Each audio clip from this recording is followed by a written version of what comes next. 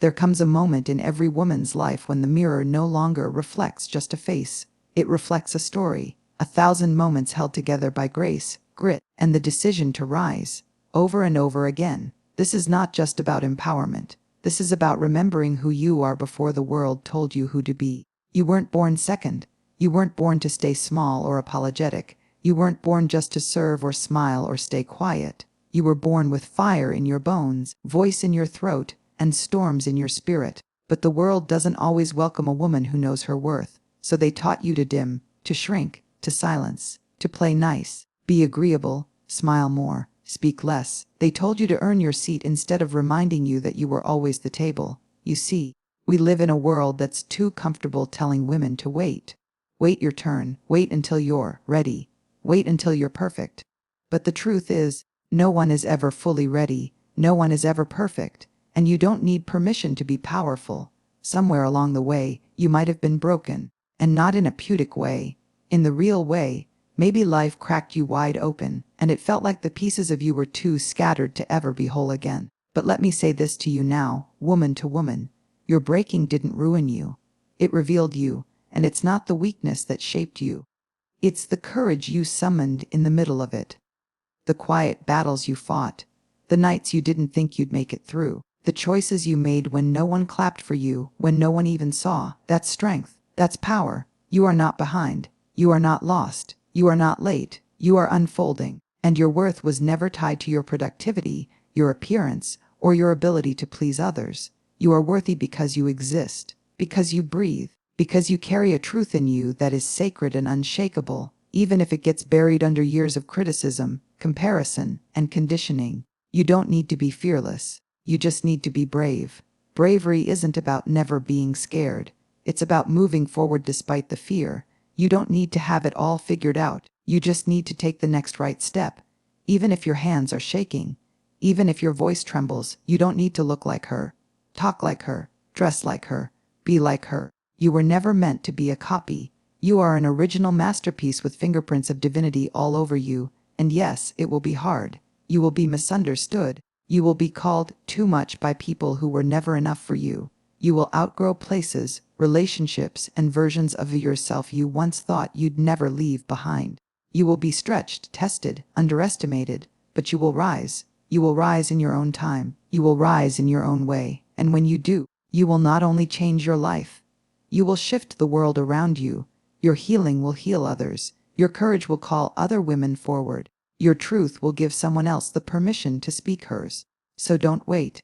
Don't wait for the title, the degree, the perfect wait, the right moment. Start showing up now, as you are, with what you have, because your voice matters, because your dreams are valid, because your presence is powerful, because the world needs women who are no longer waiting to be chosen, but are boldly choosing themselves. There is no one like you. And that is not a weakness. That is your greatest strength. Every scar, every stumble, every season you thought broke you was actually building you into something sacred. So take up space. Ask for what you need. Protect your peace. Trust your gut.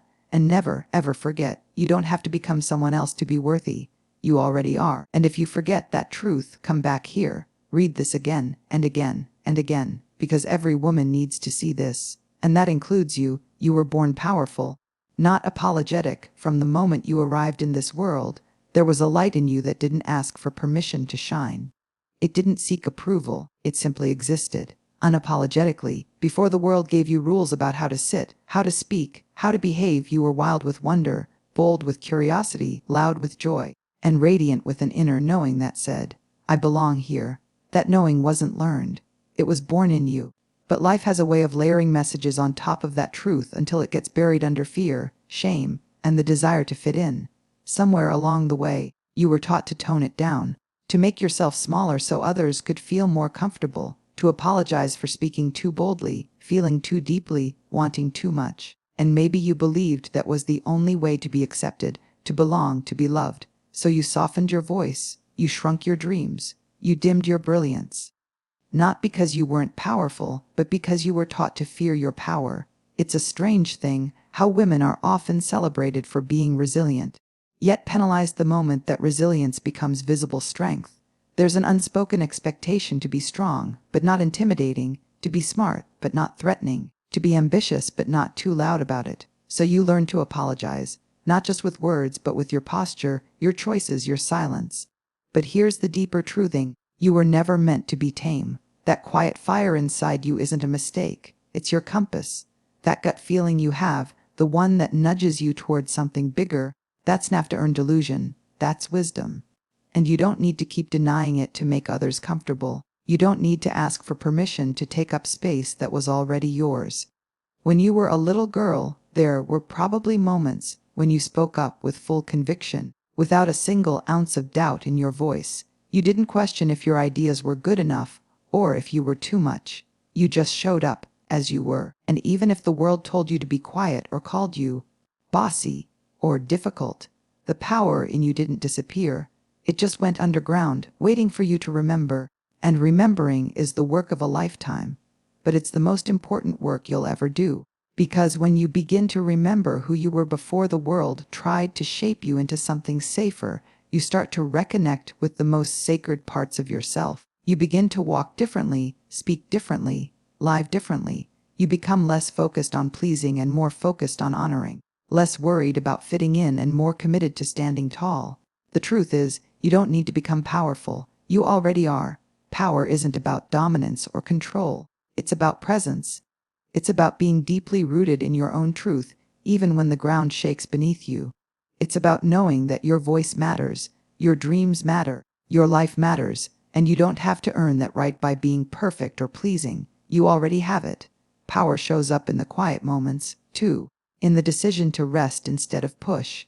In the boundary you set when it would have been easier to say yes.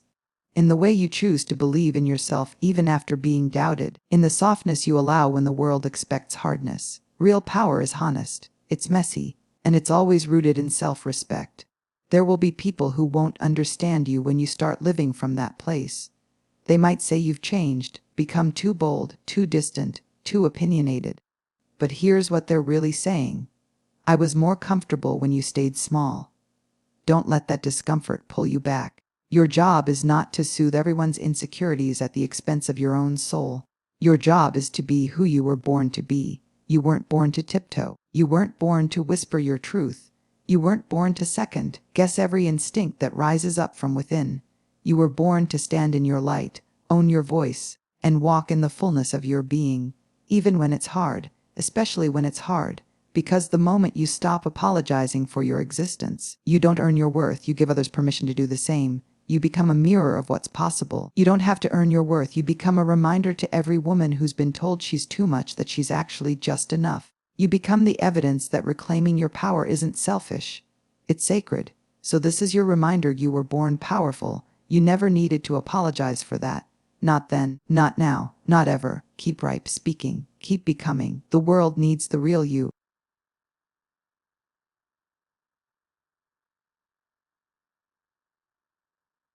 Your worth isn't earned. It's earned from the very beginning, before you ever achieved anything, before you were praised, noticed, or even understood. You were already worthy, not because of what you could do, not because of how you looked, not because of how well you behaved or how much you gave. You were worthy because you were here, because you existed, because your presence on this earth mattered, even when the world didn't say so out loud. But somewhere along the way, you were taught that you had to earn that worth. It didn't happen all at once. It happened in small, quiet moments that seemed harmless at first. The gold star for being good, the applause for achieving something, the extra attention for looking a certain way. And those moments taught you something you didn't even realize you were learning: that you had to perform to be loved, that your value was conditional, that if you did more, smiled more, pleased more, gave more, then you'd be enough. And so you did. You learned how to work hard for acceptance, how to be everything to everyone, how to keep the peace, make it look easy, never be a burden. You showed up for others in ways you didn't show up for yourself. You pushed through exhaustion, shame, rejection, just to prove that you were good enough, that you mattered, that you were lovable. But here's the painful truth: when you build your sense of worth on what you do instead of who you are, it becomes a moving target. No matter how much you achieve, it never feels like enough. Because deep down, there's a whisper saying you still have something to prove. That if you stop for even a second, The love might disappear, that you'll be forgotten or replaced, that you only matter when you're performing, producing, perfecting. And that's a lie. The truth is, your worth isn't earned, it's inherent. It's not given to you when you meet the world's expectations. It's been within you since day one. You don't have to hustle for it. You don't have to beg for it. You don't have to shape, shift, or self-sacrifice to receive it. It doesn't increase when you win, and it doesn't decrease when you fail. It simply is. Let that settle deep into your bones. You were enough the day you were born. You're enough right now, even in your mess, even in your doubts, even in the middle of healing. You don't have to prove anything to earn your place here. You belong already. That might sound simple, but it takes courage to truly believe it. Because we live in a world that profits from your self-doubt. A world that measures your value by likes, beauty, status. A world that constantly whispers, "You're only as good as your latest success." But when you internalize that message, you start treating yourself like a project instead of a person. You turn your life into a constant performance, and you forget that you are not here to impress. You are here to live, love, grow, rest, connect, and be real. And being real is the most radical thing you can do. Because being real means knowing that you don't have to have it all together. You don't have to keep proving yourself just to be loved. You get to say no without guilt. You get to rest without feeling lazy. You get to honor your needs without apologizing for them. And that's not weakness. That's rootedness. That's living from a place where you know your value is not up for debate. So what happens when you stop chasing worth and start accepting it? You stop living in fear of not being enough. You stop tying your identity to your productivity. You stop breaking yourself into pieces just to be digestible to others, and you begin to build a life based on truth, not approval. A life that isn't built around earning love, but receiving it freely. You begin to show up more fully, more honestly. You set better boundaries. You stop staying in spaces that shrink you. You stop begging for scraps of respect from people who can't even respect themselves. You let go of the masks, the striving, the endless doing, and you come back home to yourself. And from that place, everything changes. You start making decisions based on your values, not your fears. You speak with a voice that's rooted in clarity, not desperation. You connect with others not from a place of needing validation, but from a place of wholeness. You live more gently, more joyfully, more freely, because you're no longer running a race you were never meant to run. It doesn't mean you'll never doubt yourself again. It doesn't mean the world will stop trying to convince you otherwise. But it does mean that you'll have a deeper anchor, a truth to come back to, a voice inside that whispers, even on your hardest days, you're still worthy. Nothing has changed that. So today, choose to believe that, even if it feels unfamiliar, even if no one ever told you that before, even if your past is full of moments where your worth was ignored, diminished, or overlooked. You don't have to carry those stories anymore. You get to write a new one, and in that story, you are not the one chasing love. You are the one returning to it. You are the one remembering that you've always been enough. Breaking doesn't destroy you. It reveals you. There are moments in life that crack us wide open. Not the poetic kind that looks beautiful in hindsight, but the kind that brings us to our knees in silence, in grief, in confusion. The kind of moments where the ground falls out from beneath us, and everything we once held on to, our identity, our plans, our confidence, our relationships, suddenly shatters. We call those moments breaking points, and in them, it can feel like something inside of us is permanently destroyed. But what if that breaking wasn't the end of you? What if it was the beginning of something deeper, something more real? What if the breaking didn't destroy you, but revealed you? It's hard to believe that when you're in the middle of it, when the pieces are scattered and all you feel is lost, when your chest aches from holding back tears you don't have the words to explain, when you're tired of pretending you're okay, you start to believe that you'll never come back from it, that maybe the old version of you, the one who laughed louder, trusted more easily, believed in herself without question, is gone for good. But here's the truth that lives beneath all that pain: you are not your breaking. You are what rises from it. You see, we spend so much of our lives trying to hold it all together, trying to maintain control, keep appearances, follow the rules, meet the expectations. We wrap ourselves in armor, strength, perfection, people-pleasing business, because we think that if we just stay strong enough, nothing will fall apart. But then something does, and suddenly, we're exposed. No masks, No more pretending, just the raw, unfiltered version of who we are when everything else is stripped away. And that version of you, the one who shows up in the breaking, isn't weak. She's honest, she's real, she's the you who knows what matters now, who doesn't have the energy for pretending anymore, who is learning, maybe for the first time, that strength isn't found in never breaking. Strength is found in what you do with the pieces. The world teaches us to fear breaking.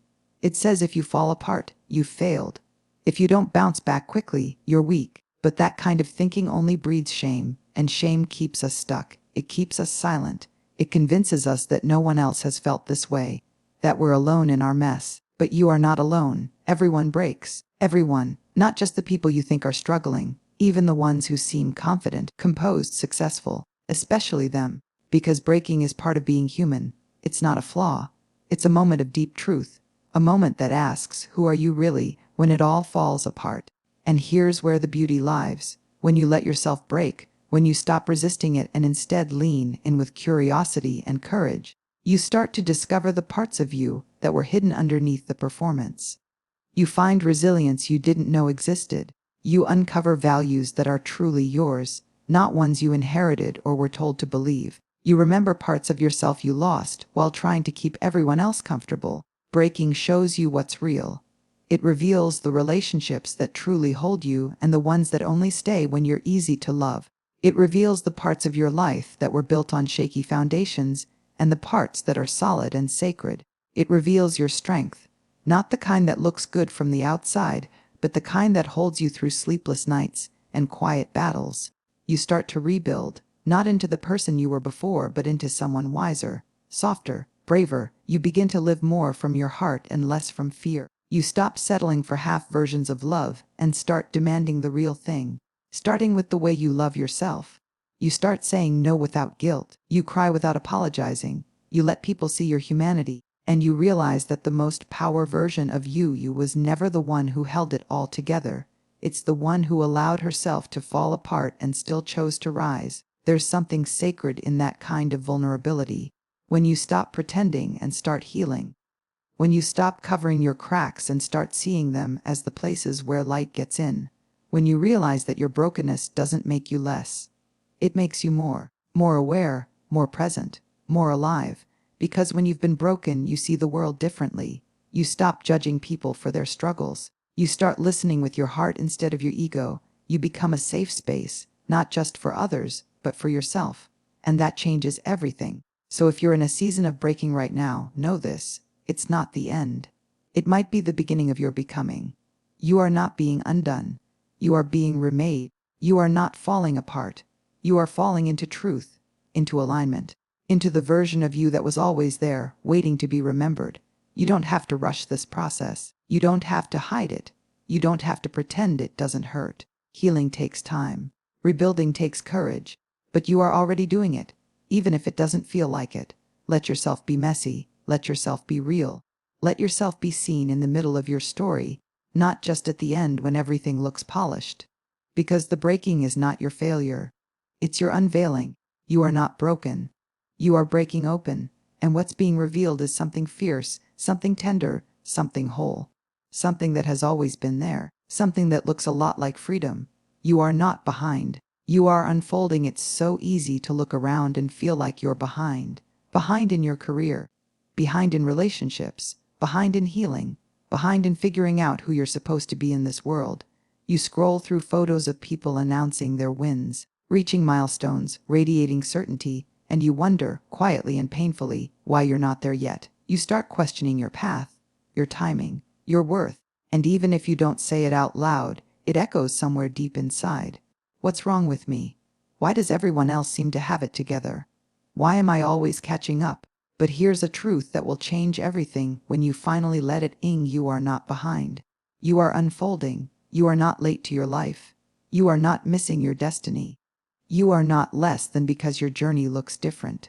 You are not broken because your timeline doesn't match the one the world pushes in front of you. You are simply becoming, and becoming takes time. We live in a world obsessed with speed and comparison. There's this constant pressure to be the first, the fastest, the most impressive, as if life is some kind of race and the ones who arrive early get the prize. But what no one talks about is what that pressure does to the soul. It makes us rush through seasons that were meant to shape us. It makes us devalue the quiet work happening beneath the surface. It convinces us that our lives only matter when they look like someone else's highlight reel. But you are not here to win a race. You are here to become fully yourself. And becoming isn't a straight line. It's not a checklist. It's not a series of boxes you tick to prove your worth. Becoming is sacred. It's layered. It's deeply personal. And it unfolds in its own time, not on command. Think about the seasons. The trees don't apologize for taking time to bloom. The ocean doesn't rush its tides. The moon doesn't question whether it's useful when it's only half lit. Nature understands what we're forgetting. Timing isn't just about when. It's about who you're becoming along the way. There are lessons you can only learn when everything is uncertain. There is strength being built in the waiting. There is depth forming in the quiet. Just because your process isn't visible doesn't mean it's not valuable. Just because it's not loud doesn't mean it's not powerful. Some of the most important growth happens in the dark. Like roots anchoring a tree. Like a butterfly struggling in its cocoon. Like the ache in your chest that pushes you to finally listen to your life. That discomfort you feel. That sense of being stuck or lost. It's not proof that you're falling behind. It's evidence that something inside you is shifting, changing, unfolding into more truth, more clarity, more authenticity. It's easy to love the mountaintop moments, the breakthroughs, the recognition, the victories, but it's the valleys, the in-between spaces, the long stretches of not knowing that shape your character. That's where resilience grows. That's where compassion deepens. That's where you stop performing and start becoming. So if you feel like you're still figuring things out, still healing, still searching, know that you're not alone. Know that you're exactly where you need to be. Not because it's comfortable, but because it's real. And real is where transformation begins. There's no shame in moving slowly. There's no shame in resting. There's no shame in taking a different path, or starting over, or being unsure. What matters isn't how fast you get there. It's that you keep showing up. That you keep choosing growth, even when it's messy. That you keep listening to the quiet voice inside you that says, "There's more for me than this." Your journey might not make sense to others. That's okay. It's not supposed to. It's yours. And maybe the detours, the delays, the wrong turns, they weren't mistakes. Maybe they were invitations. Invitations to deepen, to heal, to become someone who doesn't just arrive, but arrives whole. Don't rush the unfolding. Don't shame yourself for not being further along. Don't rob yourself of the beauty in the becoming. Because someday, you'll look back and realize it all mattered. Every slow step, every hard choice, every uncertain season, it all led you here, not behind, but home, to yourself. There is no late, there is no behind. There is only right now, and the courage it takes to trust that this season is part of the story, the patience to honor your own pace, the grace to keep going, even when the destination isn't clear. You are not behind, you are unfolding, and the unfolding is enough. Stop waiting for permission. There's a moment in every woman's life when she realizes she's been waiting, waiting to be ready, waiting to be certain, waiting to be chosen, waiting for someone to validate what she already knows deep down, that she's enough, that she matters, that she has something important to say, something meaningful to offer, something sacred to live out. And she may not even know she's been waiting, because the world teaches us to wait so gently we barely notice it. It teaches us through subtle messages. Don't speak unless you're sure. Don't lead unless you're perfect. Don't dream too loud, or you'll be judged. Don't try on your worth until you're absolutely certain you won't fail. And just like that, we start to shrink ourselves, holding back parts of our truth, slowly fading into the background of our own lives. It's not just fear that keeps us stuck. It's the belief that we need permission. Permission to take up space. Permission to rest. Permission to create. Permission to ask for what we want. Permission to say no. Permission to be fully and fiercely ourselves. But the truth is, no one's coming to give that to you. Not your boss. Not your family. Not society. Not even the version of you think you'll become someday. That magical day when you finally feel confident, prepared, brave, successful. Whatever it is you think you have to be before you're allowed to live fully. You don't need that day. You don't need that permission. You have it now. You always did. You were born with it. There's nothing to earn. No one to convince. You don't have to earn your worth. No keeper holding the key. You are the permission you've been waiting for. That truth can feel terrifying. Because it means we can't blame our delay on someone else's approval. It means we have to own our choices, own our power. It means we stop saying, I'll do it when someone's, I'm ready, and start saying, I'm doing it because I believe in it, because I believe in me. And that shift, that internal decision to stop waiting and start acting, changes everything. It changes the way you walk into rooms. It changes the way you speak. It changes the way you treat your dreams, your body, your boundaries. It doesn't mean you're never afraid again. It doesn't mean you won't doubt yourself. But it means you stop handing your life over to the opinions of people who don't have to live with your regrets. You don't need permission to start. You don't need to be fully confident. Confidence is a result, not a prerequisite. It's built in the doing, in the showing up, in the trying, even when you're shaky, even when your voice trembles, even when it doesn't make sense to anyone else. And you don't need permission to take a break either. You don't need to burn yourself out to prove your value. Rest isn't laziness. It's leadership.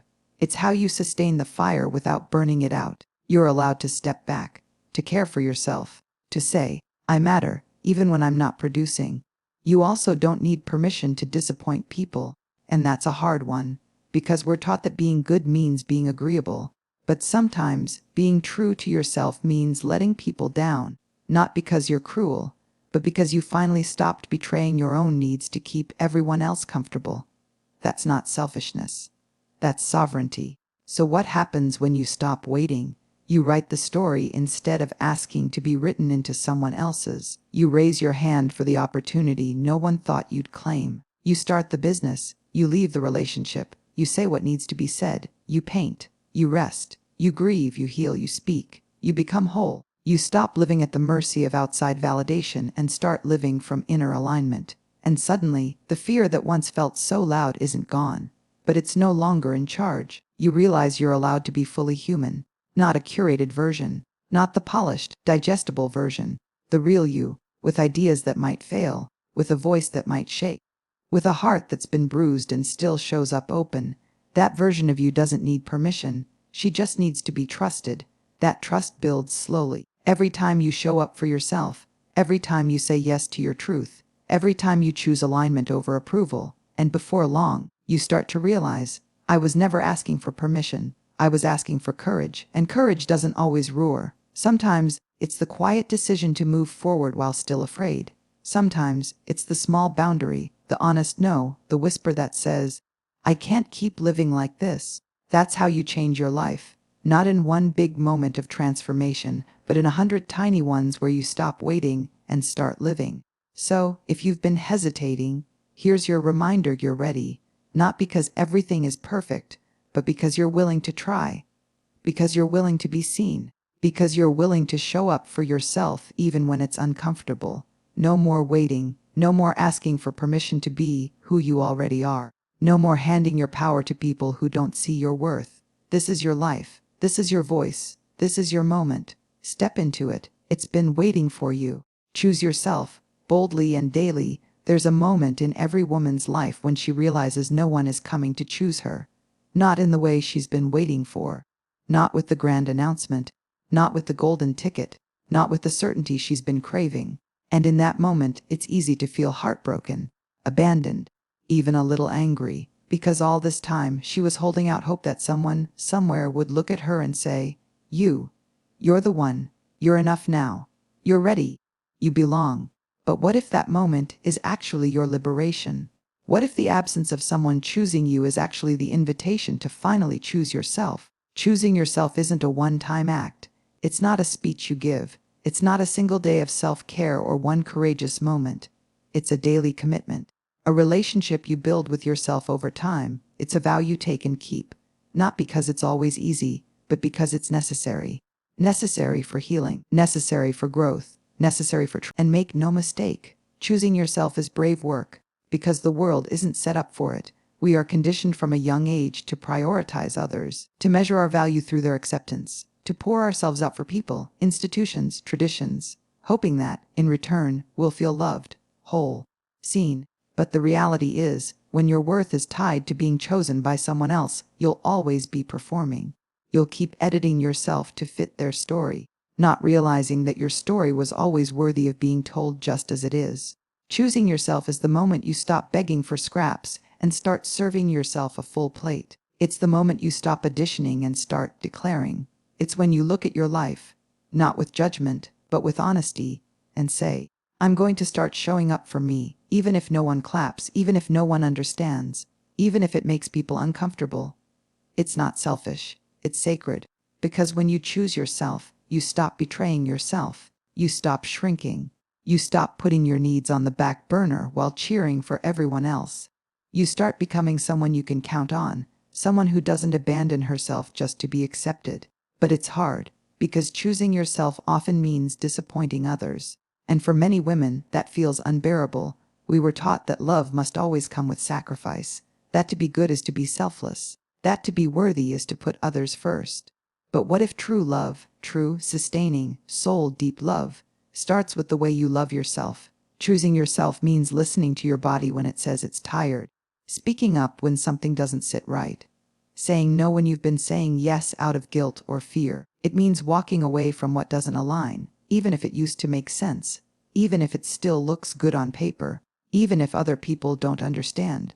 Because the truth is, no one else lives your life, no one else carries your dreams, no one else sits with your regrets at 2 a.m. That responsibility and that privilege belongs to you, which means your choices have to honor you, not the version of you people want, not the version of you that's easier to digest, the real, raw, beautiful, complicated you. And that kind of choosing isn't loud. It doesn't always look dramatic. Sometimes it's quiet. It's found in the boundaries you set, in the gentleness you offer yourself after a mistake, in the way you stop trying to prove yourself in rooms that were never built to hold you. It's in the mirror moments, the ones where you look at yourself and say, I've got you. I'm not abandoning you anymore. We're doing this together. That kind of commitment builds self-trust, and self-trust is the foundation for everything else. Because when you trust yourself, you stop looking to everyone else for direction. You stop outsourcing your joy. You stop asking permission to be who you already are. You start creating from a deeper place. You start attracting people and opportunities that align with your truth, not your performance. You stop accepting half love. You stop tolerating disrespect, because you finally know what you're worth, and you're no longer willing to betray that. But this isn't about perfection. Some days, you'll struggle. Some days, you'll slip back into old patterns. You'll people please. You'll second guess. You'll abandon yourself in subtle ways that feel familiar. That's okay. Choosing yourself isn't about always getting it right. It's about noticing when you've left yourself and gently returning. It's a practice, a rhythm, a promise that sounds like, even when I forget you, I will come back. I will keep choosing you over and over and over, because here's the truth no one can take from you. You are already enough, already worthy, already whole. You don't need to be fixed, finished, or flawless. You just need to be claimed by you. So claim your space, claim your voice, claim your softness, your fire, your intuition, your rest. Let your yes mean yes, and your no mean no. Let yourself belong to yourself again. You don't need to be saved. You don't need to be rescued.